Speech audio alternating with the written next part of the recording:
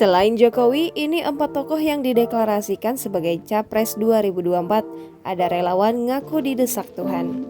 Ada yang ingin Jokowi jadi presiden 3 periode hingga didesak Tuhan. Alasan sejumlah relawan mendeklarasikan tokoh nasional untuk Capres 2024.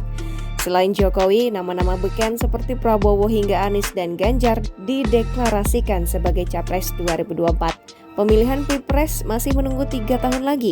Pemerintah juga belum menetapkan tanggal pemilihan. Kendati demikian, sejumlah relawan mulai mendeklarasikan calon presiden yang ingin diusung di 2024 nanti.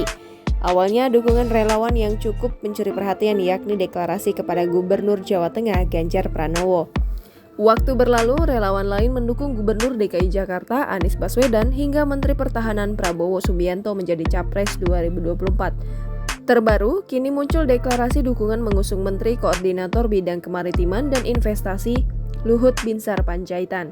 Deklarasi bernama Sahabat Luhut for Presiden RI 2024 itu diusung sejumlah warga Medan pada Kamis 28 Oktober 2021.